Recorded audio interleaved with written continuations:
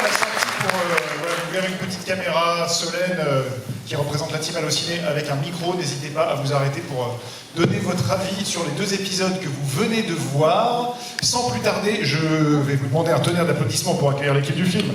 Je remets mes lunettes de caméra.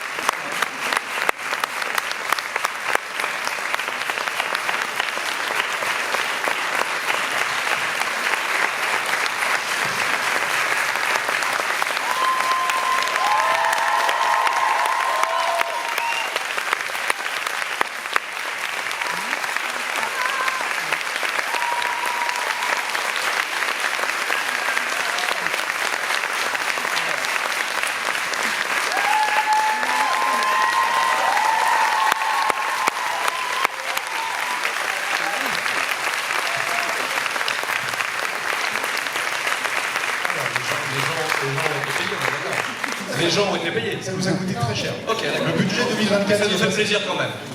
Et en tout cas, voilà, je voulais faire la présentation, l'équipe de Becoming Karl Lagerfeld, le club Allociné. Les présentations sont faites et vous êtes la première série qu'on présente au club Allociné. Et je pense que l'accueil est pas mal. Ouais, c'est prometteur. Ouais, ça va. C'est prometteur, c'est prometteur. Donc évidemment, vous avez des micros qui circulent dans la salle. On va vous les passer pour poser vos questions. Je lance la première, c'est la coutume. J'enlève ces lunettes qui sont quand même pas très belles, mais qui sont des lunettes caméra. Je vous le rappelle. La première question que j'ai envie de poser, c'est un peu à tout le monde, mais à Isor en premier lieu, donc créatrice et showrunner. Moi, ce qui m'a frappé quand j'ai vu la série, c'est que je me suis dit, j'avais jamais vu les yeux de Karl Lagerfeld. Et on dit souvent que les yeux, c'est le reflet de l'âme.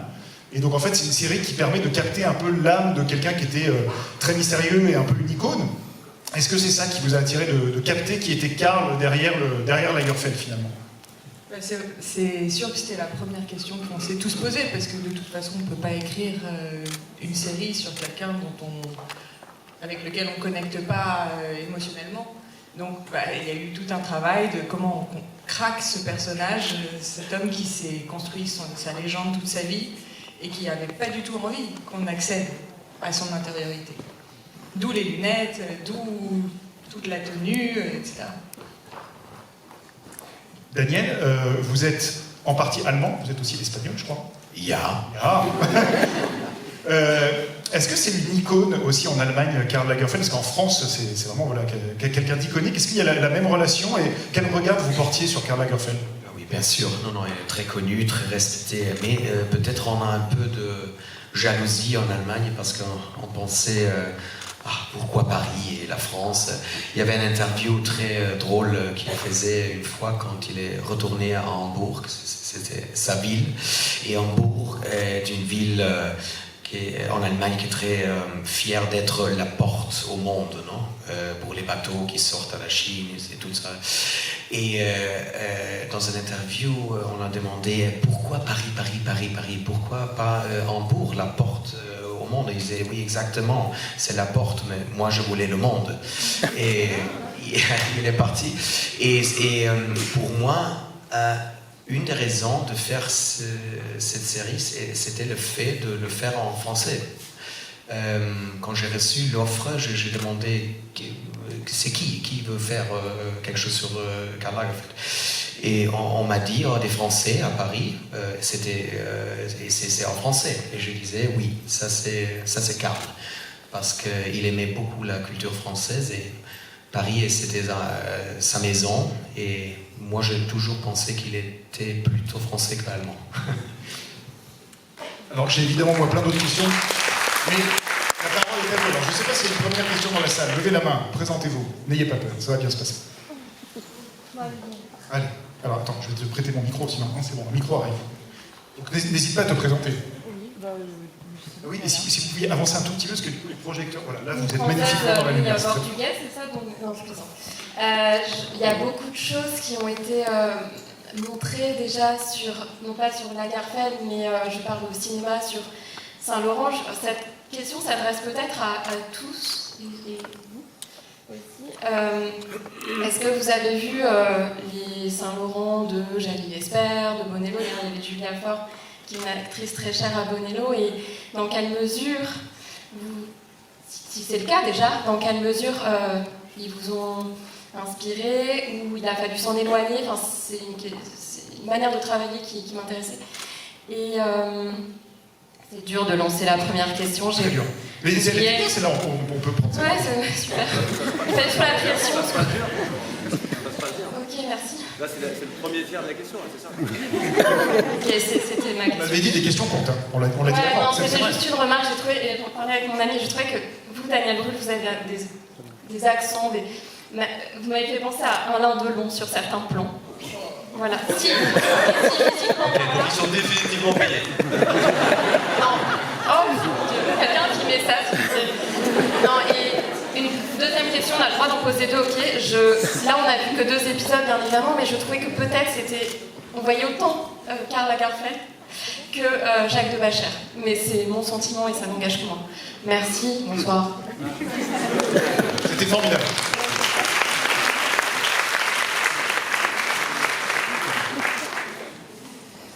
Alors sur la première question, évidemment on a vu les 2 Saint-Laurent.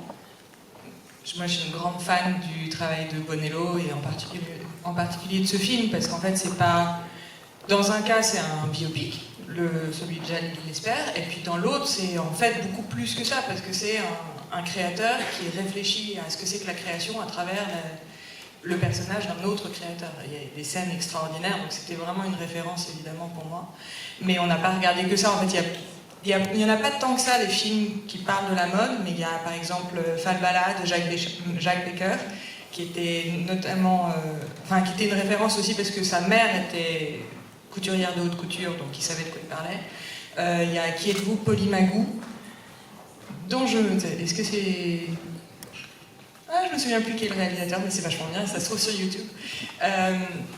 Donc on a fait beaucoup de recherches en fait, non seulement les autres références de ce qui a déjà été fait avant nous, et puis les livres, les témoignages, la presse de l'époque, etc. C'était important pour nous de savoir de quoi on parlait, et puis ensuite prendre des libertés. William.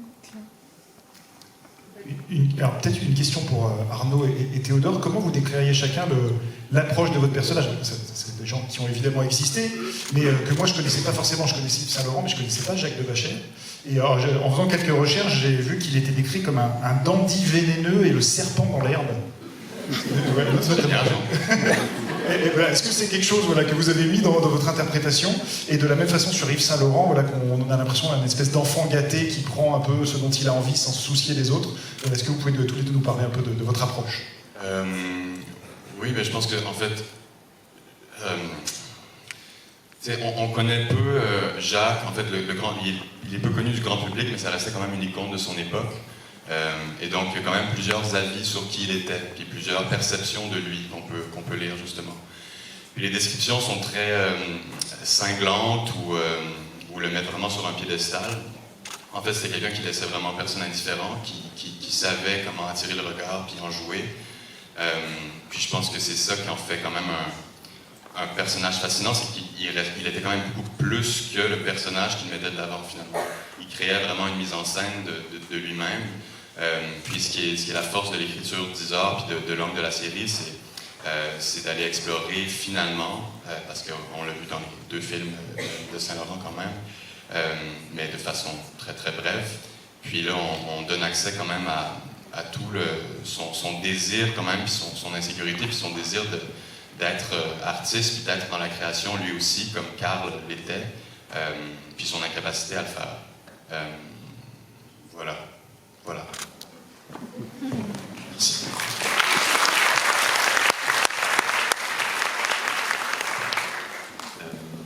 Comme vous le disiez aussi, c'était l'idée autre chose de ce qui avait été fait, magnifiquement fait par deux grands acteurs. Et le travail d'Isor, la vision de Jérôme permettait aussi de proposer, je pense, un Saint-Laurent qu'on n'avait pas vu dans ces films-là. Et d'aller créer, bon alors l'enfant gâté, ouais, ça c'est sûr. Je suis naturellement comme ça, donc c'est pas là-dessus que j'ai travaillé. Je suis enfant unique. J'ai plus travaillé sur le côté très souple, dangereux. On verra un peu plus dans les autres épisodes jusqu'où il peut aller dans sa mise en danger.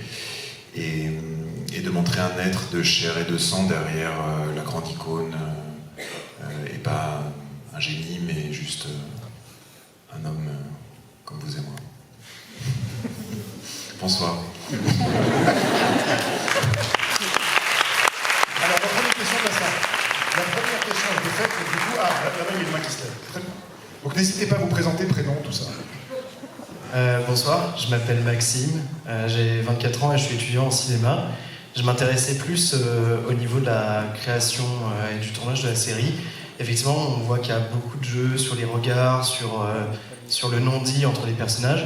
Et je me demandais, vous, notamment Jérôme Salle, comment vous avez travaillé avec les comédiens pour faire vivre cette histoire. Et puis vous, les comédiens, à quel point vous aviez une liberté d'interpréter vos personnages sur le plateau.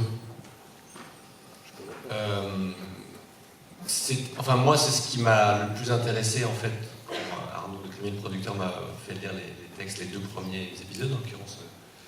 D'Isor, dans son écriture, c'était la finesse sur les personnages et les dialogues.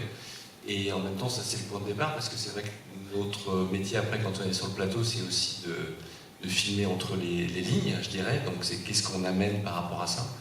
Et c'est vrai que depuis le début, et pour revenir au point de départ, d'ailleurs sur Karl qui est derrière ses lunettes, etc., je savais qu'il fallait être au plus près des acteurs.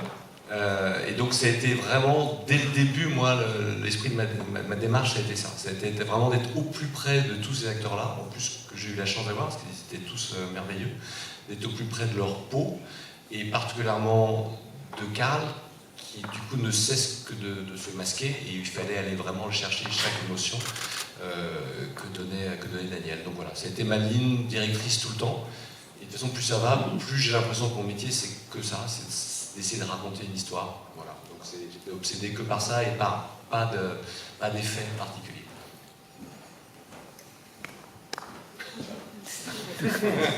Oui, donc pour moi c'était fondamental de trouver une vérité là, parce qu'on a touché des sujets et moi je suis entré dans des chemins inconnus, très délicats, de la vie privée, intime de Karl Lagerfeld.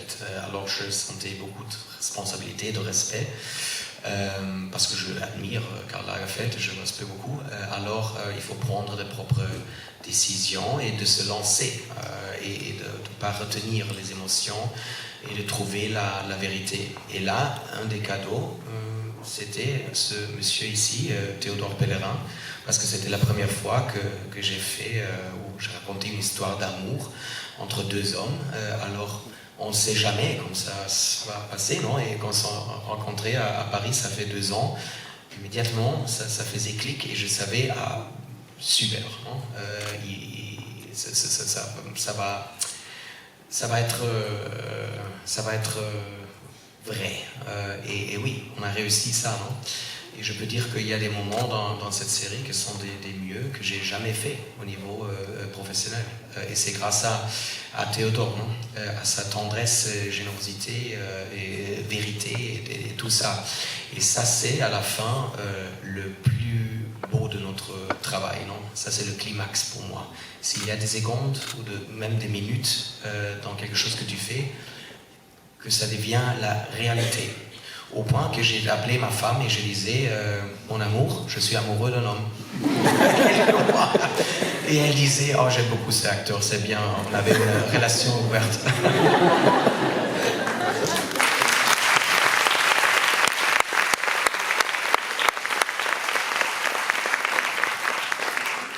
Question juste avant de passer là-bas, mais pour rebondir par rapport à ça, chaque comédien a sa méthode de travail, et certains comédiens ou comédiennes qui ont fait des biopics, des fois se perdent dans le personnage, et disent le personnage, même après le tournage, il était encore là, sous ma peau, quelque part. Est-ce que vous êtes un peu dans cette démarche, ou est-ce qu'il y a le rôle, et puis à côté, on ne se perd pas justement dans le personnage? J'imagine que chacun a sa propre réponse et sa propre façon d'aborder un rôle. Je pense qu'Arnaud a une expérience différente, mais moi je dois dire que j'ai rarement l'impression de me perdre dans un personnage ou même de rentrer chez moi et d'être encore habité par le personnage. J'ai plus l'impression que c'est être habité par le film ou la série en entier. C'est plutôt qu'il y a une espèce de lentille qui s'applique. L'œil s'aiguise à certains thèmes qui sont ceux qui sont abordés dans le projet. Puis on devient très très sensible à tout ça. Donc oui, tu vois le monde à travers sous un certain angle, puis ça reste, je crois. Tout ce que tu as lu depuis des mois, tout ce que tu as travaillé, les choses que tu vis sur le plateau, les moments de... Bon, tout ça fait partie de toi, puis j'ai l'impression que c'est ça qui reste. Puis ça, c'est pas si difficile à avoir, finalement, c'est juste un peu un truc d'expansion. Il y en a que des fois c'est plus dur que d'autres, mais j'ai jamais l'impression de continuer à marcher comme ça, puis à aller boire du whisky jusqu'à 10h du matin avec... Voilà, mais je pense... Ouais, non, moi c'était... D'habitude, je suis très heureux de tourner et je suis très heureux d'arrêter de tourner et de revenir à une vie normale. Et là, j'ai eu l'impression vraiment de passer donc les 5 mois de tournage avec une présence en moi, et pour la faire sortir, ça a été très compliqué. J'ai décompensé avec plein de petits bobos, pas très graves, mais j'ai une conjonctivite qui a duré 3 mois après le tournage. J'ai jamais eu ça, je porte pas de lunettes. Alors est-ce que c'était les lunettes? Enfin bon, bref. Bloquer le dos, des panaris, des choses passionnantes, mais des trucs qui m'arrivent jamais. Et voilà, et jusqu'à vraiment, quelques mois après, je me disais aussi que je pourrais pas refaire quelque chose tout de suite après ça, tellement c'était puissant et excitant. Et c'était aussi le tournage et de travailler avec des gens aussi inspirants et généreux. Pas toujours facile, mais inspirant et généreux. Et en même temps, pour rajouter, t'es aussi le seul à avoir vraiment joué. T'as joué avec ton poids, joué avec ton corps, donc ça t'a aussi payé ce prix-là, d'une certaine manière. Je crois qu'il y avait une question là-bas. Bonsoir à tous. Ici, justement. J'avais une question. On ne voit pas forcément souvent des programmes avec du contenu LGBT aussi assumé sur Disney+, et aussi dans la fiction française. Et je voulais savoir, justement, si vous pouvez répondre, j'espère sans langue de bois, vu que je sais que Disney est dans la salle, mais est-ce qu'il y a eu des discussions autour de ça, sur ce que vous pouviez montrer ou pas? Je sais que par exemple, Ryan Murphy sur Glee avait le droit de montrer qu'un seul baiser homosexuel par saison. Et est-ce qu'à un moment donné, la discussion a eu lieu de voilà, on peut montrer ça, moins ça? Est-ce que vous étiez à l'aise? Comment ça a été négocié ou pas d'ailleurs, vu le sujet évidemment et la personnalité de Karl Lagerfeld? Non, en fait, c'était très libre. D'emblée, quand on a commencé à parler avec Disney, on leur a dit qu'on voulait être libre de parler, parce qu'on avait aussi des personnages qui avaient été très sulfureux. Donc on leur disait, on veut les garder tels quels, on ne va pas les édulcorer. Et ils étaient totalement d'accord. Et ensuite, en tout cas moi dans l'écriture, je me suis dit, bon, j'ai aucun interdit, mais j'ai aucune obligation aussi. C'est-à-dire je ne vais pas essayer de caser une scène de cul à chaque épisode juste parce que ça va faire venir des gens. C'était si ça raconte quelque chose d'intéressant sur les personnages, si ça a un intérêt en soi, j'ai la liberté de le mettre, et sinon je le mets pas. Mais Disney nous a jamais embêtés là-dessus. Non, mais moi non plus. En fait, après, de toute façon, de la part, en l'occurrence de Disney ou des producteurs, enfin, là je parle pour moi, pour la partie écriture, s'ils viennent me chercher moi, ils savent, et c'est ce qu'on a eu au début, moi ce qui m'amuse avec cette histoire, c'est de la porter au plus grand nombre, parce que c'est ma façon de travailler. Donc en fait, de ce fait, je suis, comme Isor, pas en train de chercher à mettre des scènes effectivement de nu ou de sexe ou si c'est gratuit en quoi que ce soit. Donc moi j'avais envie de raconter l'histoire de ces personnages qui me touchaient et que ça soit pas une série de niche, que ça puisse être vu vraiment par tout le monde. Et je trouve ça plus intéressant, en fait. Et moi, c'est amusant parce que cette histoire d'amour, quand Daniel disait qu'il appelait sa femme pour dire qu'il était amoureux d'un homme, mais moi, en fait, quand j'ai filmé leur histoire d'amour, au bout d'un moment, et ça m'a étonné moi-même, même assez rapidement, je me souviens, c'était au nuage quand vous faites là votre rencontre, j'ai fait totalement abstraction du fait que c'était deux hommes. C'était très étrange, en fait, c'était deux êtres humains qui tombaient amoureux de l'un de l'autre, et il n'y avait plus du tout de notion homme, femme, enfin, ça ne m'intéressait pas. Je les voyais tomber amoureux, il se trouve que c'était deux hommes, voilà. Et c'est ce que moi, j'ai envie que les gens voient la série de cette manière-là. C'est ça qui m'intéresse.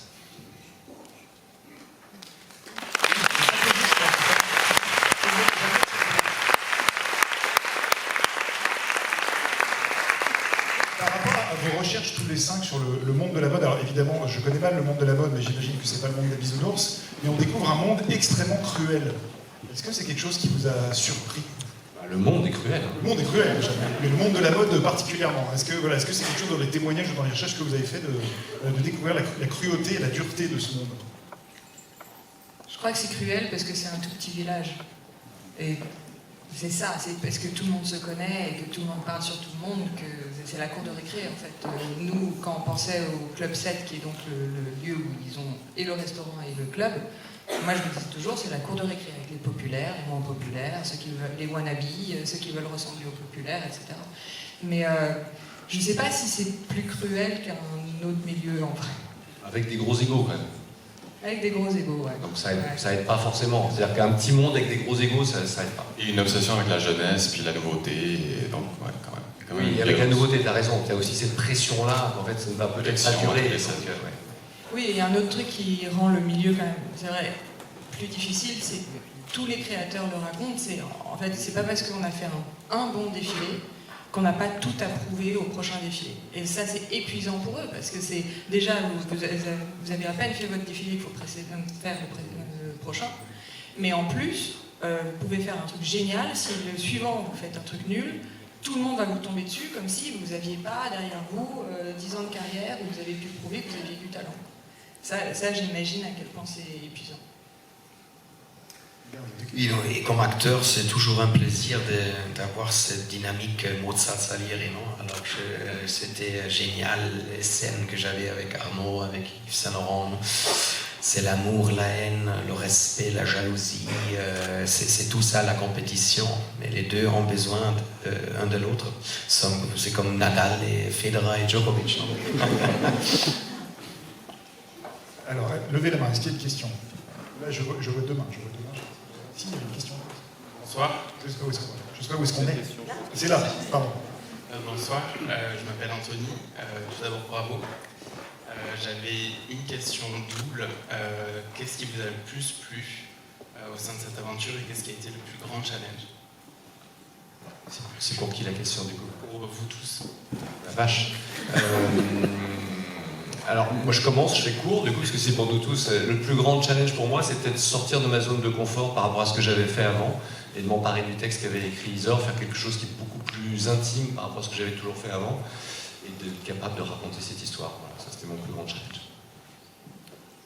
Oui, je peux dire, il y a quand même, ça a été vraiment pour moi une des plus belles expériences à toutes les étapes de préparation, de par l'écriture d'Isor que je trouvais tellement exceptionnelle. C'est la première fois que j'avais un sentiment de deuil avant même le début du tournage, de me dire ces scènes-là que je travaille depuis tellement longtemps, un jour je les aurais tournées, j'aurais plus le bonheur d'aller les tourner bientôt, et puis l'excitation de s'en aller vers ça. Puis le travail avec, là je vais avoir l'air de lancer des fleurs à tout le monde parce que c'est très sincère. Le travail avec Jérôme, qui est un directeur d'acteur d'une grande précision, puis c'était toujours, on se sentait très... Just because he's here. Not with you because you're not inspiring. Qui nous laissait quand même, on se sentait très libre et très aimé, puis en même temps, il donnait toujours une note qui venait faire comme « Ah, yes, he's right ». Puis de comprendre que complètement, il amenait la scène à une autre place, à la bonne place, puis ça, il y avait un sentiment quand même de liberté. Puis évidemment, les acteurs, c'est un cast exceptionnel. Arnaud, immense, Pierre Berger, Alex Lutz. Puis j'avoue que moi, tout ce que j'ai à jouer, tout ce que j'ai à vivre est dirigé vraiment sur l'amour que je porte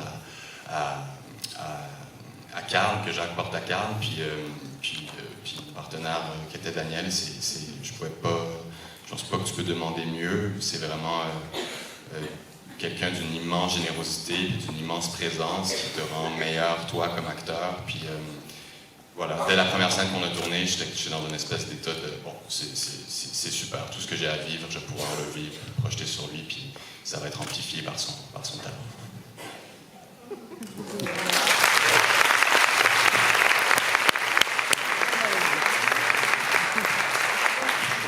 Je suis désolé, alors la personne qui lève le plus haut la main, je ne peux pas faire mieux que ça. Ah, là-bas c'est très haut quand même, là c'est haut aussi. C'est joli. Oui, ici, ah, il y a le micro est déjà là. Bonsoir. Déjà bravo pour ces premiers épisodes qu'on a fait découvrir.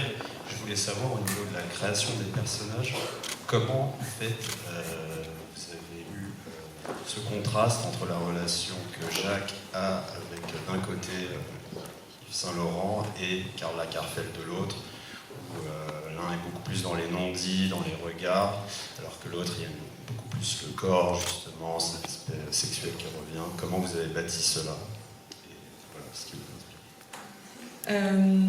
Pour commencer, il y a eu un gros travail de recherche. On avait même une assistante de recherche qui faisait que ça. Et le premier travail, c'était de comprendre qui étaient ces gens derrière la légende. Parce que par exemple, la caricature de Jacques de Bachère, ça va être « Ah, c'était un gigolo sulfureux et intéressé par l'argent ». Et alors que si vous parlez avec les gens qui l'ont connu, ils vous donnent une compréhension beaucoup plus complexe du personnage. Donc, le premier travail, c'était vraiment comprendre qui étaient les humains derrière tous ces personnages. Et ensuite, après, c'est tout le plaisir de l'écriture. Pour moi, c'est à chaque fois que vous écrivez un personnage, vous vous mettez dans sa peau et vous dites qu'est-ce que je vois, qu'est-ce que je sens, comment je réagis. Et c'est évidemment beaucoup de travail de comprendre quelle est la prison intérieure de chaque personnage et ensuite d'écrire chaque personnage depuis la prison intérieure. L'épisode 2, par exemple, c'est en fait, d'un point de vue scénaristique, là où c'est technique, c'est que des malentendus. Et donc, vous êtes sans arrêt, soit dans le point de vue de l'un, soit dans le point de vue de l'autre. Mais c'est ça aussi qui a fait que moi, j'ai adoré écrire cette série. Merci beaucoup. Je reprends la question finale, mais en un mot, on a vu 2 épisodes, ça se termine sur un cliffhanger avec des larmes et de la tarte au citron meringuée, si je ne me trompe pas. Qu'est-ce qu'on peut attendre pour la suite? Parce que la suite, c'est le 7 juin. Sans spoiler. Tarte framboise. Oh là là. Incroyable. Merci beaucoup en tout cas d'avoir été parmi nous. Merci.